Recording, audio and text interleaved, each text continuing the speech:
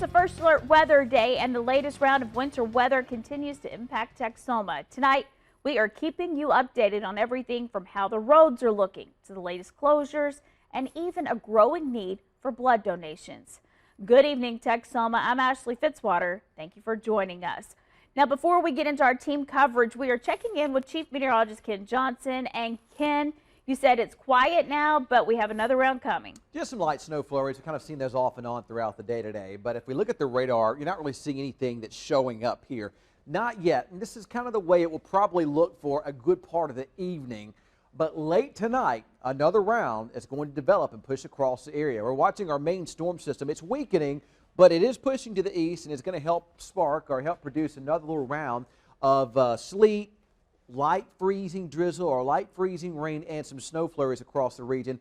Let's say sometime around midnight tonight. We're looking down to the south. There's some starting to try to develop down across deep South Texas. This area will lift north and will expand later on tonight, again, as that main storm system begins to kick out and shift off to the east. As far as what you can expect, well, light sleet developing overnight tonight. Most of this looks like it will not be as strong or as heavy as it was this morning. Some flurries and some freezing drizzle also possible. That will continue to make driving and travel conditions terrible into the morning. Slick conditions, but the mix will end tomorrow morning, and we see some clearing skies by tomorrow afternoon and tomorrow night, and that could lead to some black ice on Friday. Temperatures holding steady in the upper 20s or upper teens to low 20s. That's probably about the same spot they'll be for most of the night. We'll be tracking this next round of wintry precipitation plus a change in the weather pattern with warmer weather on the way coming up. Thank you, Ken. Michael Gray starts off our team coverage tonight with a look at road conditions. And Michael, overall good news. You talked with Wichita Falls PD today, and they say there have not been a lot of accidents.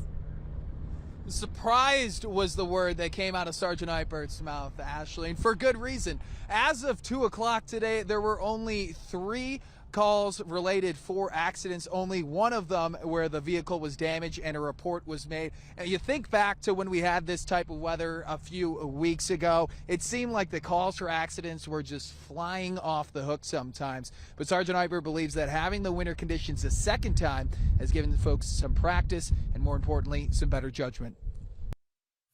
But the people that I see out on the street are doing very well. I haven't seen hardly any cars that have slid off the road, and so I just think they're just more aware now that we've had this not too long ago.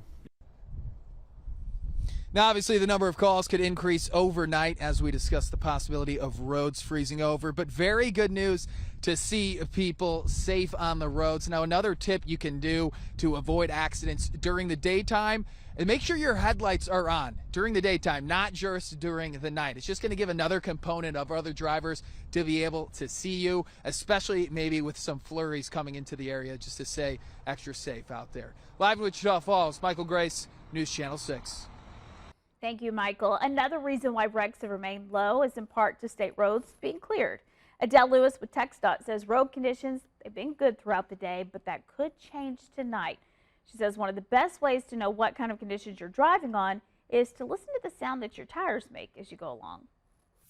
Want to feel a little bit of slushiness or a little crackling when you drive through something? That's a good feeling to have. It's really a bad feeling when you start hearing nothing and it's like glass, the ice that you're driving on. The best sound is something similar to rolling over pebbles. It's most likely sleet and will give you that traction she was talking about. But as always, just avoid driving these next few days if at all possible. An industry impacted by the weather that may surprise you is blood donations. Tanner DeLeon joins us live. And Tanner, officials with the Texas Blood Institute say although they're in a good position right now, they anticipate more cancellations tomorrow could end up hurting their supply. Unfortunately, Ashley, that is correct. I was at the Texas Blood Institute earlier today, and it was as empty as their blood bags. Now, officials say with the inclement weather that we have been experiencing and have now experienced 3 separate occasions so far this year, it's one of the toughest challenges they have ever faced.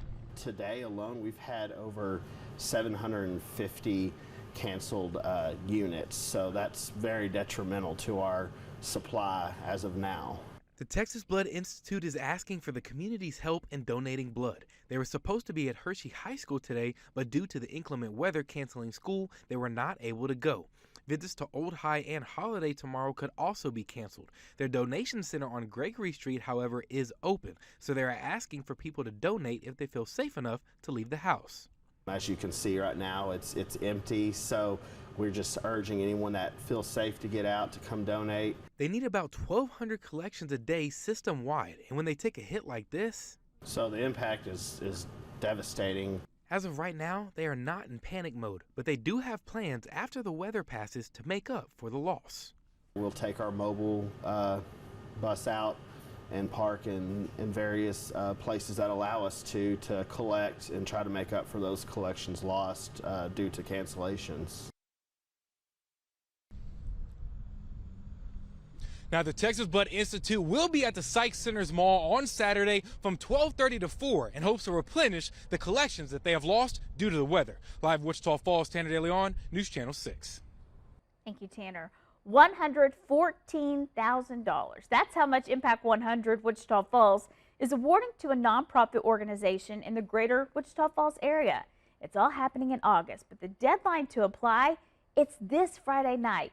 Now, if you're part of a nonprofit or you want your favorite nonprofit to receive this money, let them know about this. The entire application process, it's done online.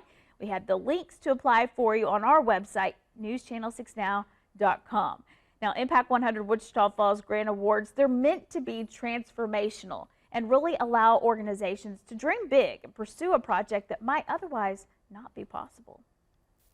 Still ahead on News Channel 6, what a new study is saying about infertility treatments and its effect on women.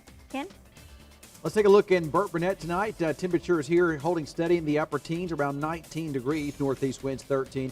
I don't look for a big drop in temperatures overnight tonight. Most places will stay about the same. And as far as other places in Texoma, all about the same with upper teens and low 20s. Coming up in a few minutes, we're tracking our next round of wintry precipitation that's on the way.